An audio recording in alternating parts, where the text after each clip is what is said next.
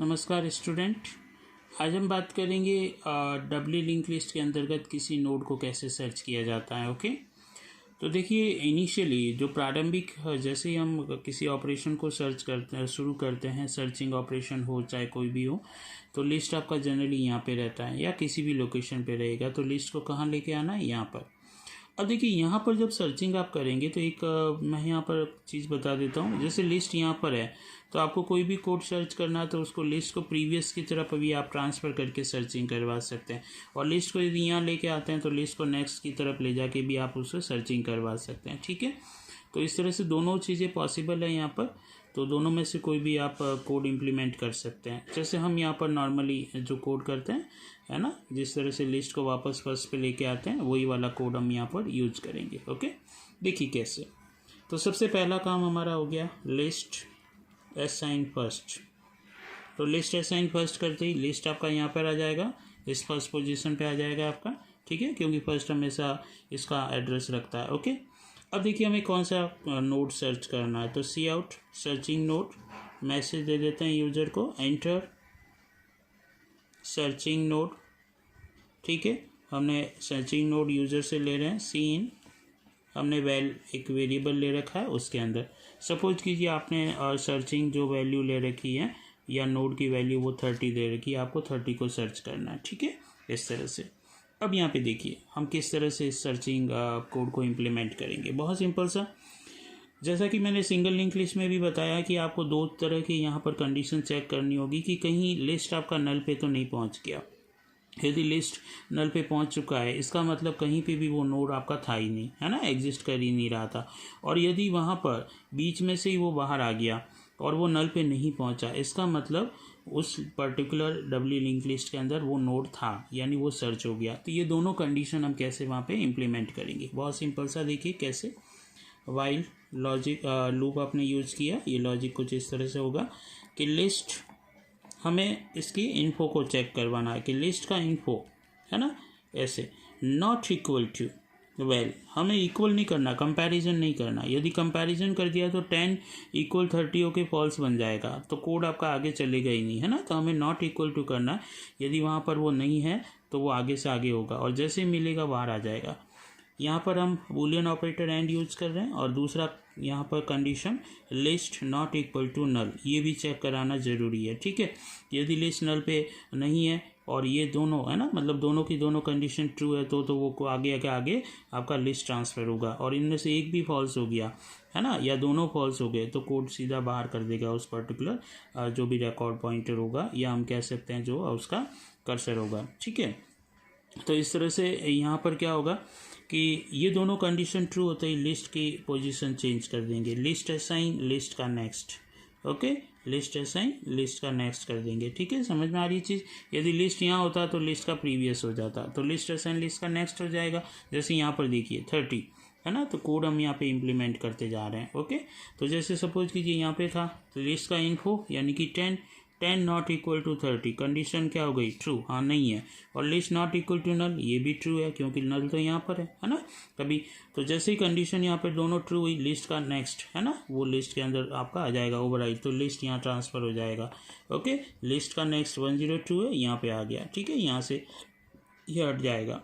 अब यहाँ पे वापस से चला, है ना, एक ही कोड है, वापस लूप चलेगा। लिस्ट का इन्फो यानी 20 कि 20 not equal to 30, condition true हुई। जैसे कंडीशन ट्रू हुई, list not equal to null, ये भी कंडीशन ट्रू हुई, दोनों ट्रू है, तो लिस्ट का नेक्स्ट कौन था, 103, तो ये यहाँ से ट्रांसफ़र हो जाएगा 103 में, है ना, यानी लिस्ट के अंदर 103। ओके, यहाँ से रिमूव हो गया। ठीक है, फिर वापस से आया लिस्ट का इन्फो यानी कि 30, है ना, यहाँ पे चेक होगा 30 नॉट इक्वल टू 30, कंडीशन क्या हो गई, फॉल्स। ओके, जैसे ही कंडीशन फॉल्स हुई, ठीक है, ये फॉल्स हो गया। List not equal to null, ये अभी भी ट्रू है, देखो नल पे नहीं पहुंचा है, लेकिन एक भी फॉल्स होते ही वो सीधा ब्लॉक से बाहर आ जाएगा। अब जैसे ही ब्लॉक से ये बाहर आया, ब्लॉक से बाहर आते केवल एक आपको एक कंडीशन चेक करानी है कि क्या list not equal to null है क्या, है ना। Yes, list not equal to null है। देखो यहाँ से बाहर आ गया तो नल पे तो पहुंचा ही नहीं। जब नल पे नहीं पहुंचा तो आपने यहाँ चेक करवाया क्या list not equal to null है, हाँ है, तो इसका मतलब आपको नोड मिला, है ना। ये देखिए केस बना, तो तभी तो आपका ये बाहर आया। तो यहाँ पर आप सी आउट करके उसको प्रिंट करवा देंगे कि वेल यानी कि लिखा हुआ जाएगा 30, है ना, node is found, node is found कि वो नोड आपको मिल चुका है। ठीक है, समझ में आ रही है चीज़ आपको? इस तरह से मैसेज बन जाएगा वहाँ 30 नोड इज़ फाउंड। अब सपोज कीजिए कि आपने वहाँ पे वैल के अंदर कोई दूसरी वैल्यू दी थी, जैसे 50 दे रखी थी और 50 को सर्च करना था आपको।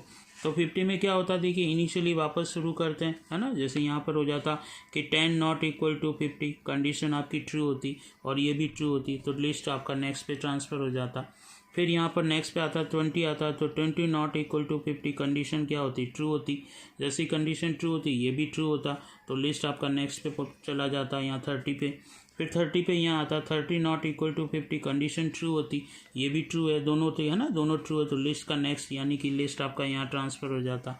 ओके, फिर वहाँ पे आता तो लिस्ट का इन्फो यानी कि 40 नॉट इक्वल टू 50, कंडीशन यहाँ पे भी ट्रू होती, यहाँ ट्रू होती, तो क्या होता, दोनों ट्रू है, list not equal to null, list कहते हैं 104 मिल रहा, नल नहीं है, लिस्ट का नेक्स्ट, तो नेक्स्ट कहाँ चला जाता, नल पे चला जाता, यानी लिस्ट नेक्स्ट पे चला गया। ओके, यानी नल पे चला गया।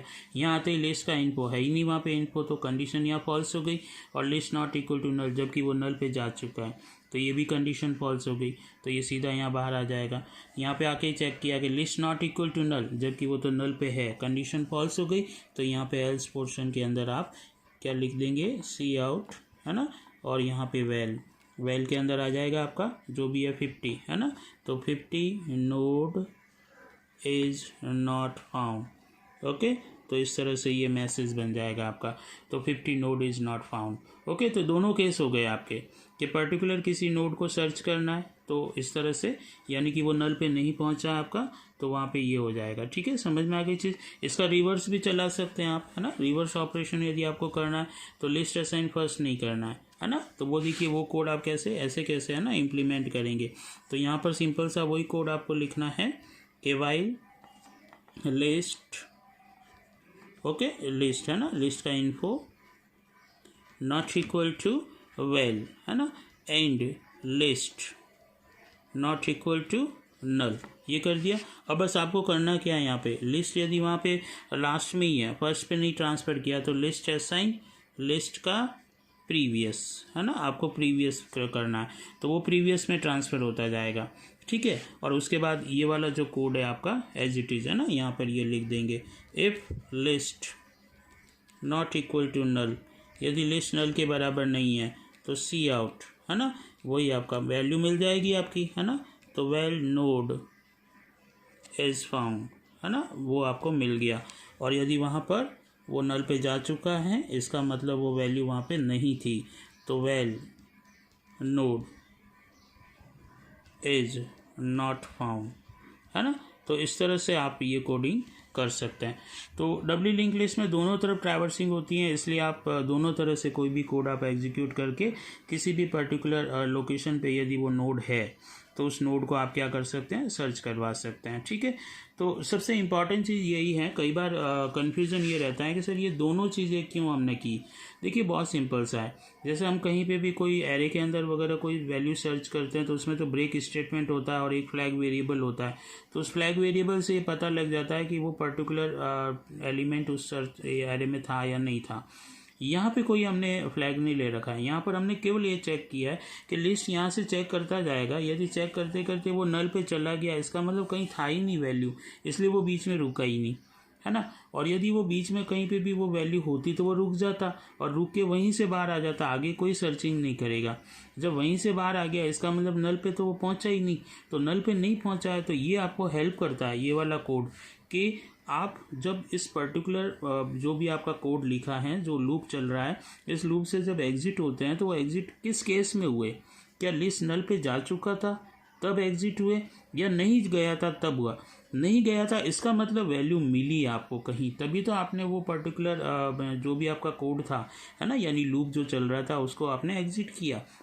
ओके, तो ये दोनों सिचुएशन इसीलिए लिखी जाती हैं। ठीक है, अदरवाइज यही कोड आपने लिखा तो आपको ये पता कभी भी नहीं पड़ पाएगा कि कैसे हुआ, तो फिर आपको एक्स्ट्रा वेरिएबल लेना पड़ेगा वहाँ पे, है ना, कि इस तरह से कि वैल्यू मिल गई वहाँ पर, तो वैल्यू मिल गई तो आपको वहाँ पे फ्लैग की वैल्यू 0 या 1 की 0 करनी है और फिर वहाँ पे ब्रेक स्टेटमेंट को यूज करना है, जबकि हम यहाँ पर किसी तरह की कोई ब्रेक स्टेटमेंट यूज नहीं कर रहे हैं। विदाउट ब्रेक हम क्या कर रहे हैं, यहाँ पर केवल लिस्ट की पोजीशन से ये पता कर सकते हैं कि आपको वो पर्टिकुलर एलिमेंट मिला, यानी वो नोड मिला या नहीं मिला। ठीक है, तो ये सर्चिंग क्राइटेरिया है आपका, सर्चिंग कोड है आपका, जिसको इम्प्लीमेंट किया। आप इस कोड को भी एग्जीक्यूट करवा सकते हैं और इस कोड को भी एग्जीक्यूट करवा सकते हैं। Okay, thank you.